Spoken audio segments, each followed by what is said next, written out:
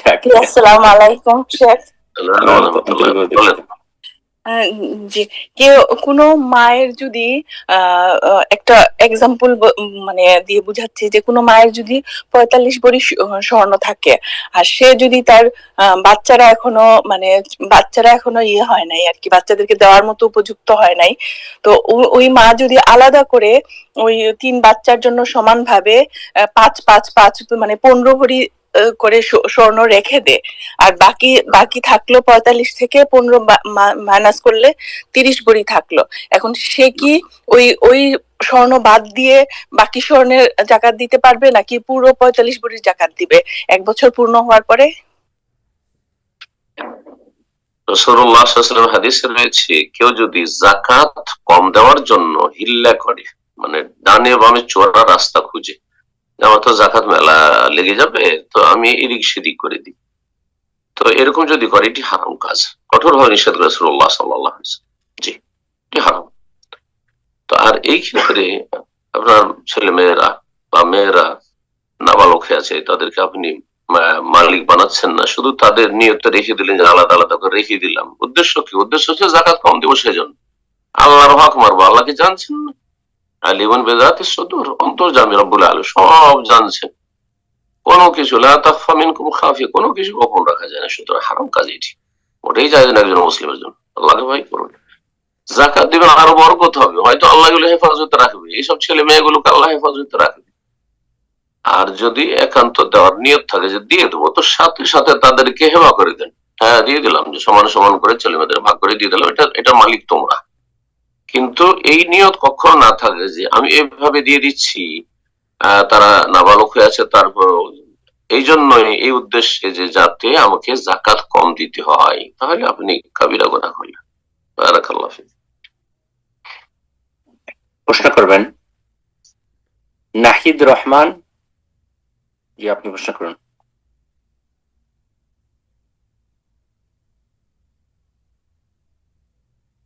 নাহিদ রহমান, ফোনটা আনমিউট করে নিন, প্রশ্ন করুন। আসসালামু আলাইকুম শেখ। আসসালামু ওয়া রাহমাতুল্লাহি ওয়া বারাকাতুহু। জি শেখ, আমার প্রশ্ন জাকাতের সম্বন্ধে না, অন্য প্রসঙ্গে কি করতে। আমি নিউ ইয়র্ক থেকে বলেন। হ্যাঁ, সো আমাদের নিউ ইয়র্কে তো আপনার ওই যে ব্যাংকিং অবস্থা সুদমুক্ত, বাড়ি কেনা অসম্ভব। সো আমার অত টাকা নাই বাড়ি কেনার, কিন্তু আমার ভাই আমাকে হেল্প করবে। সো এখন কোন পন্থায় করলে ইসলামিক উপায়ে আমরা নিতে পারি? কারণ আমি হয়তো বা 20% দিব, ও 80% দিবে, আর এই টাকাটা আমি 7 8 বছরে ওকে দিব, তারপরে ও আমার নামে লিখে দিবে হয়তো বা এরকম। এটার সাথে একটা সম্পূরক প্রশ্ন। ওর জানি ইনকাম হালাল, কিন্তু ও বাড়ি গাড়ি আপনার ইন্টারেস্টের সাথে ইনভলভ। সো ও যদি আমাকে টাকাটা দেয়, তো সেটা কি ও ইন্টারেস্ট দিল না ওর নিজের থেকে দিল, এটা কি আমার ফাইন্ড আউট করা দরকার? না না, কোনো দরকার নাই। তবে আপনার ভাই যে আপনাকে 80% দিয়ে রাখলো, জি কোন বেনিফিট নিবে ওর উপর? হ্যাঁ, খেতে ওদের থাকবে, হারাম। জি জি কোন বেনিফিট খাই তো হারাম, তার জন্য সুদ, এটি আপনার জন্য হারাম, জায়েজ না। তার যে হাসানা দিবে আল্লাহ সন্তুষ্টির জন্য, ভাইকে দিবে আল্লাহ সন্তুষ্টির জন্য, আখিরাতের সম্বল হবে তার জন্য, উপকার করার জন্য। জি, বারাকাল্লাহ ফিক। তার যে হাসানা রাস্তা খোলা আছে, আল্লাহ সন্তুষ্টির জন্য ধার দেবে, কিন্তু 1 পয়সা সেখান থেকে লাভবান হবে না। পর্যায়ে প্রশ্ন করবেন শাহরিন, আপনি প্রশ্ন করুন। আসসালামু আলাইকুম ওয়া রাহমাতুল্লাহি ওয়া বারাকাতুহু। আসসালামু ওয়া রাহমাতুল্লাহি ওয়া বারাকাতুহু। নিউ ইয়র্ক জি থেকে বলেন। বলছি স্যার। বলেন। আমার প্রশ্ন হচ্ছে, আমরা অনেক সময় বাসার মধ্যে ইনসাইডে হোম প্ল্যান্ট রাখি, যেমন কি রাখেন? ক্যাকটাস, মানি প্ল্যান্ট, এগুলি রাখি। তো বুঝতে পারলাম না, বুঝি না। ঘরের মধ্যে অনেক সময় হোম প্ল্যান্ট রাখি, মানে বাসার ভিতরের যে হোম প্ল্যান্ট, যেটা ওই যে মানি প্ল্যান্ট, ক্যাকটাস বা বিভিন্ন ক্যাকটাস, বিভিন্ন ধরনের। তো একজন আমাকে বলল যে এই যে ক্যাকটাস যেগুলা, এগুলা নাকি যে এইগুলা দিয়ে আল্লাহ মানে কিয়ামতের মাধ্যমে পিঠাবেন। তা আমার প্রশ্ন হচ্ছে আপনার কাছে যে কোন ধরনের গাছ কি নিষেধ আছে যে রাখা বা এরকম কোনো কিছু, যেটা জানতে, এই সম্বন্ধে একটু জানতে চাচ্ছিলাম। গাছ কোনো এই জীবের ছবি নয় তো, মানে মূর্তি জীবের ছবি না প্রাণীর না ছবি না না, মানে গাছ মানে প্ল্যান্ট আর কি, যে আচ্ছা, আমরা যে বিভিন্ন টবের গাছ মধ্যে আর এর মধ্যে রাখি যেটা। রঙের মধ্যে রাখতে পারেন, কোনো অসুবিধা নেই, কিন্তু বিলাসিতা না হয়। এগুলি করতে গিয়ে মানুষ লক্ষ লক্ষ টাকা খরচ করছে, পাশের লোক গরিব খেতে পায় না। বাংলাদেশে ধরেন গরিব দেশগুলিতে পাশের লোক খেতে পায় না, পাশের লোক থাকার জায়গা পায় না, রাস্তায় ফুটপাতে বাস করছে, জীবন যাপন করছে, শীত বস্ত্র পায় না, আর এই বিলাসিতা করছে, এগুলো হারাম। জি, আগে আশেপাশের লোকের খোঁজ খবর নেন, তারপরে এগুলো করেন, অসুবিধা নেই, সীমিত আকারে। জি, জাযাকাল্লাহ খায়ের। প্রশ্ন করবেন মোহাম্মদ খালিমুল্লাহ, আপনি প্রশ্ন করুন। আসসালামু আলাইকুম ওয়া রাহমাতুল্লাহি ওয়া বারাকাতুহু। শাইখ, সালাম রাহমাতুল্লাহি ওয়া বারাকাতুহু। জি, আল্লাহ বলেন। আপনাকে সুস্থতা দান করুক অতি শীঘ্রই। আমি বাংলাদেশ নাটোর জেলা থেকে বলতেছি। প্রশ্নটা আমার মায়ের। তো এই বলতেছে যে উনি একজনের কাছে শুনছে, এখন কতদূর সঠিক, যে কিয়ামতের মাঠে আল্লাহ ওই কোরআন পাঠ করতে বলবেন, আর ওই একটা করে আয়াতের মানে বিনিময়ে নাকি একটা করে হলো মর্যাদা উঁচু হবে। তো এই ক্ষেত্রে যারা মানে হাফেজ নয়, তারা মাঠে জান্নাত কোথায়? জান্নাতে যখন যাবে, জান্নাতি যাবে, তার ফরজ ওয়াজিব দিয়ে যেতে হবে আল্লাহর রহমতে। হ্যাঁ, ফরজ ওয়াজিব ঠিক রেখে তখন কোরআন তেলাওয়াতের ফজিলতের হাদিস উঠি। ওই কারুল সাহিবুল কোরআন, কোরআন পাঠকারীকে বলা হবে যে তুমি জান্নাতে যখন প্রবেশ করে যাবে, তখন তোমার মর্যাদা এখানে নির্ধারিত হবে তোমার তেলাওয়াত অনুযায়ী। যত বেশি পড়েছো, যত বেশি তুমি কোরআন চর্চা করেছো, ইকরা ওয়ারতাকি ওয়ারাত্তিল কামা কুনতা তুরাত্তিলু ফিদ দুনিয়া ফাইন্না মানজিলাতাকা ইনদা আখিরি আয়াতিন তাকরাউহা। তুমি তেলাওয়াত করতে থাকো, তরতিলের সাথে, স্থিরতার সাথে সুন্দর করে তেলাওয়াত করো, এবং উপরে চড়তে থাকো, লিফটে যেন উঠতে থাকো। আর ফাইন্না মানজিলাতাকা, তোমার মর্যাদা নির্ধারণ হবে ইনদা আখিরি আয়াত তাকরাউহা, সর্বশেষ আয়াত, যে আয়াতটি পাঠ করে দুনিয়া তুমি বিদায় নিয়ে এসেছিলে। এইভাবে। জি, সহি হাদিস। জি, কেউ যদি শায়েখ 30 পারা হাফেজ না হয়, যদি দেখা গেল 1-2 পারা, মানে মায়ের প্রশ্নটা যদি 1-2 পারা হাফেজ, এটা শুধু হাফেজ হওয়ার জন্য নয়, হাফেজের ফজিলত নাই, এটি হচ্ছে বেশি বেশি তেলাওয়াতের ফজিলত, বেশি বেশি পাঠ করার। তা অর্থ বুঝে পাঠ করার চেষ্টা করবেন, সে বেশি উপকৃত হবে। জি, কারণ অর্থ বুঝে না পাঠ করলে শুধু নেকি পেলেন আর কিছুই পেলেন না, কিন্তু আপনি অর্থ বুঝে পাঠ করলে আপনার জীবন পাল্টে যাবে, জীবনে আপনার ইসলামিক একটা বিপ্লব চলে আসবে, সুন্দর একজন মানুষের মতো মানুষ হবে। যে যত বেশি কোরআন বুঝবে, সে তত বেশি আল্লাহকে ভয় করবে, সে তত বেশি গুনাহ থেকে বেঁচে যাবে, সে তত বেশি নেক আমলে উদ্গ্রীব হবে। জি, এটা হচ্ছে উদ্দেশ্য আসলে। জি, জাযাকাল্লাহ খায়ের। প্রশ্ন করবেন সালাফি আকীদা। জি, আপনি প্রশ্ন করুন।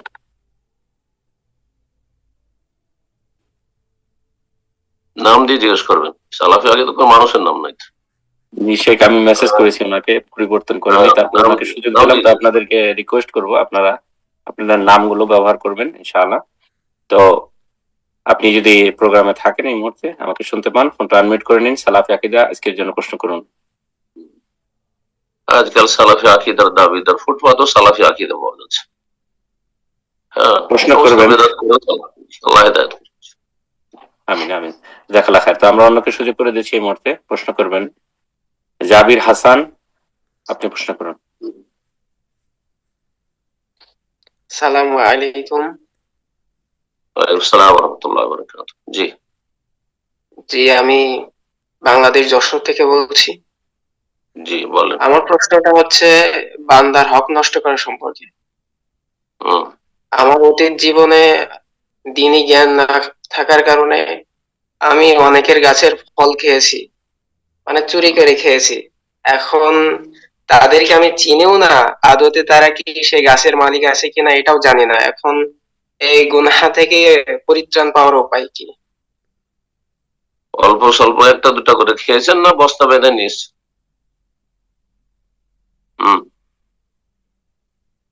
জি জাবির ভাই, আপনার ফোনটা আনমিউট করে নিন। জি বলেন, শেখ প্রশ্ন করছেন আপনি। উনি লাইনে আছেন? জি বলেন। বলছে একটা দুটা করে খেয়েছেন না, আপনি বস্তা বেঁধে নিয়ে এসছেন, আপনি ধরেন চুরি করার দুই রকম, একটা দুটা করে পেড়ে খাওয়া। হ্যাঁ, যদি এটা হয় তাহলে হালকা বিষয়। গ্রামের না, আশেপাশে বাগান বাসায় আনার মতো তেমন না। বাসায় হ্যাঁ? মানে বস্তা করে আনার মতো তেমন নাই, ওইখানে যায় খাওয়া হয়েছে আর কি। আল্লাহর কাছে তওবা করেন, সামান্য বিষয়। হ্যাঁ, ক্ষুধা যদি থেকে থাকে, হাদিসে আছে খুব ক্ষুধার্ত মানুষ থাকে, তাহলে আশেপাশের প্রতিবেশীদের হক আছে, একটা দুটো পেড়ে খাবে, এগুলো হক আছে। কিন্তু ধরেন ডেলি যাবেন আর বাগানে আপনি লিচু খেতে থাকবেন, আপনি আম খেতে থাকবেন, অথচ বাড়িতে খাবার আছে না, তাহলে সেগুলো সীমা লঙ্ঘন হয়েছে। আল্লাহর কাছে তওবা করেন। এক, ২ নম্বর কথা, তাদের জন্য দোয়া করেন, আল্লাহ তাদের ভালো করে রুজিতে বরকত দিক, তাদের বাগান থেকে খেয়েছি। আর ৩ নম্বর হচ্ছে যে বেশি বেশি দান সাদকা করেন। শুভ সাদাকা, যাদের জীবনে হারামের সংশয় আছে, নবী সাল্লাল্লাহু আলাইহি ওয়াসাল্লাম তাদেরকে দিক নির্দেশ দিতেন, তোমরা বেশি বেশি সাদকা তাতে মিক্স করে দাও। সাদকা করলে সব গুনাহগুলির বোঝা হালকা হয়ে যাবে ইনশাআল্লাহ। জি, ৩টি কাজ করতে, তওবা করতে বললাম, তাদের জন্য দোয়া করতে বললাম ওই বাগানওয়ালাদের, আর ৩ নম্বর হচ্ছে আপনি বেশি বেশি দান সাদকা করেন। বারাকাল্লাহ ফিক। করবেন এমডি মনির হোসেন, আপনি প্রশ্ন করুন। আসসালামু আলাইকুম সাহেব, ওয়ালাইকুম আসসালাম ওয়া রাহমাতুল্লাহি ওয়া বারাকাতুহু। জি, কেমন আছেন? বলেন। আলহামদুলিল্লাহ, বলেন কোত্থেকে? টাঙ্গাইল, বাংলাদেশ থেকে। জি, বলেন। জি প্রশ্ন? সাহেব, আমার প্রশ্ন হলো যে মসজিদের পশ্চিম পাশে নতুন করে কবরস্থান দিতেছে এবং সেইখানে গত কয়েকদিন আগে একটা কবর দিয়েছে মসজিদের ওয়াল থেকে ১০-১২ ফিট পশ্চিমে আর কি। সেই মসজিদে আমি বলছি যে সালাত আদায় করা ভালো হবে না, শাহ আব্দুর রাজ্জাক বিন ইউসুফের একটা খুতবা থেকে বলছি, এবং মসজিদের খতিব সাহেব বলছে যে তাহলে মসজিদের নববীতেও তো সালাত হবে না, কারণ সেখানে নবী সাল্লাল্লাহু আলাইহি সাল্লামের কবর আছে। এবং আরেকটা বিষয় হলো, এই খতিব আকীদার কিছু জানেন না, আকীদা সম্পর্কে মূর্খ আসলে। নবী সাল্লাল্লাহু আলাইহি ওয়াসাল্লামের কবর কোন সময় মসজিদে ছিল? মা আয়েশার ঘরে তাকে দাফন করা হয়েছে, তখন থেকে আজ পর্যন্ত সেটির নাম হচ্ছে হুজরায়ে আয়েশা। হুজরা সেটি কক্ষ, সেটি কখনো মসজিদ এক মিনিটের জন্য সেটা মসজিদের অংশ ছিল না। বোঝা গেছে? জি আরেকটা মসজিদের না হলে সে অজ্ঞতার পরিচয় দিয়েছে। আমি উত্তর বলে দিছি আপনাকে, মসজিদের ভিতরে কবর নাই, সুতরাং মসজিদে সালাত জায়েজ, কিন্তু এইভাবে কবরস্থান বানিয়েছে যারা কিবলা দিক করে, তারা গুনার কাজ করেছে। কারণ ২৫-৫০ বছর পরে হয়তো মসজিদ বড় করা হবে, তখন হয়তো কবরের উপরে মসজিদ বানিয়ে নেবে। বোঝা গেছে? তো তারপরে শিরক শুরু হবে। মূর্খ সমাজে এইভাবে শিরক মাজার পূজা এইভাবে শুরু হয়েছে, যার ফলে যারা এখানে কবরস্থান নতুন করে এখন তৈরি করেছেন তারা গুনাহগার, তাদের তওবা করে সেখান থেকে কবরস্থান সরানো জরুরি। বাকি মসজিদের মধ্যে সালাত হবে যতক্ষণ মসজিদের ভিতরে কবর নেই। জি, বারাকাল্লাহ। জাযাকাল্লাহ খায়ের। তো আমরা আজকে সর্বশেষ প্রশ্ন নেব ইনশাআল্লাহ, এর মাধ্যমে শেষ করি। প্রশ্ন করবেন এমডি রহমান, জি, আপনি প্রশ্ন করুন।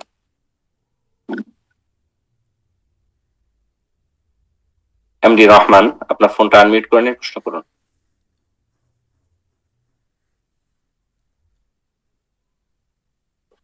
আসসালামু আলাইকুম শেখ। ওয়ালাইকুম আসসালাম ওয়া রাহমাতুল্লাহি ওয়া বারাকাতুহু। জি, বলেন। শেখ বলছি মাসুম, শুনেছি মাসুম নাম রাখা যাবে না, তো মোহাম্মদ মাসুম বলে কি ডাকা যাবে? এখন তো বয়স হয়ে গেছে আর নাম বদলানোর উপায় নেই। মাসুম মানে কি করা জানেন? যায় একটু বলবেন শেখ? মাসুম মানে কি বলেন? নিষ্পাপ। জানেন? নিষ্পাপ। আপনি কি নিষ্পাপ? হ্যাঁ, আম্বিয়া রাসূল ছাড়া কেউ মাসুম না, আমিও তো সেই মাসুম জন্য না। কি নাম যারা রেখেছেন তারা ভুল করেছেন, আল্লাহ তাদের মাফ করুক, জানা ছিল না তাদের, আল্লাহ মাফ করুক। আর নামটি পরিবর্তন করে দিতে হবে, যদিও কাগজে কলমে নাই হোক না, কিন্তু এমনিতেই কথোপকথনে ডাকার ক্ষেত্রে পরিবর্তন করে দেন। আমাদের ইসলামিক সেন্টারে বাংলাদেশে একটা ছেলে প্রায় ২০ বছর ধরে আছে। প্রথম যখন এসেছিল তার নাম ছিল মাসুম। আমাদের ডাইরেক্টর জাযাকাল্লাহ খায়ের, যেহেতু একজন আলেম মানুষ, তিনি বললেন তুমি মাসুম কি করে হতে পারো, আমরা কেউ মাসুম না আম্বিয়া রাসূল ছাড়া। তো তোমার নাম মুতাসিম, ওই তখন থেকে মুতাসিম, আমরা তো মাসুম বলি না, আর সেও জেনে গেছে আমার নাম মুতাসিম। কিন্তু কিছু অজ্ঞ আশেপাশে তার বন্ধু বান্ধব আছে, তারা হয়তো তাকে মাসুম বলে, আমরা মুতাসিম বলি ডাকি। এরকম করে দেন আপনার ডাক নাম মুতাসিম করে দে, মুতাসিম। আল্লাহ বলছে এই ব্যক্তি আল্লাহকে আঁকড়ে ধরলো, শক্ত করে ধারণ করলো, সেই ব্যক্তি সরল পথের দিক নির্দেশনা হেদায়েত জান্নাতের রাস্তা পাবে। ইতিসাম থেকে, হ্যাঁ, ওয়াতাসিম বিহাবলিল্লাহ, আল্লাহর রশিকে তোমরা মজবুত করে ধারণ করো, ঠিক মুতাসিম। তো মাসুমকে মুতাসিম বানিয়ে দেন, কাছাকাছি থাকলো বলতেও সুবিধা হবে। আর বাড়ির লোক সবাইকে বলে দেন, গ্রামবাসী বন্ধু বান্ধব সবকে বলে দেন যে ভাই আজকে থেকে আমার নাম মুতাসিম থাকবে, তোমরা মাসুম বলবেন না। বারাকাল্লাহু ফিক। আমি জাযাকাল্লাহ খায়ের শেখ। তো আজকে এখানে শেষ করা যাক, আসলে অনেক আপনার শরীরে জি, ইনশাআল্লাহ জাযাকাল্লাহ। ইনশাআল্লাহ হাইয়াকাল্লাহ শেখ, জাযাকাল্লাহ। যেন তৌফিক দান করেন। জাযাকুমুল্লাহ খাইর। অল্পতি বরকত রয়েছে ইনশাআল্লাহ। আল্লাহ কবুল করুন। আল্লাহ রাব্বুল আলামিনের কাছে দোয়া করি আল্লাহ আপনাদের সবাইকে ভালো রাখুন, দিন দুনিয়া সার্বিক কল্যাণ দান করুন। যেসব ভাই বোনেরা আজকে অংশ নিয়েছেন আল্লাহ তাদেরকে উত্তম প্রতিদান দান করুন এবং দিনের উপর আল্লাহ অবিচল তখন ইস্তেকামা দান করুন। আল্লাহর হায়াতে তাইয়্যিবা দান করুন, দুনিয়া আখিরাতের সার্বিক কল্যাণ দান করুন, জান্নাতের পথে আল্লাহ থাকার তৌফিক দান করুন। ছেলে মেয়েদের আল্লাহ ফিতনা ফাসাদ থেকে আল্লাহ হেফাজত করেন। সুবহান রাব্বিকা রব্বিল ইজ্জাতি আম্মা ইয়াসিফুন ওয়া সালামুন আলাল মুরসালিন ওয়ালহামদুলিল্লাহি রাব্বিল আলামিন। সম্মানিত দিনী ভাই বোনেরা, প্রোগ্রাম শেষ করার পূর্বে ওই সকল ভাই এবং বন্ধুর উদ্দেশ্যে বলছি যারা হ্যান্ড রেজ করেছিলেন প্রশ্ন করার উদ্দেশ্যে, অনেক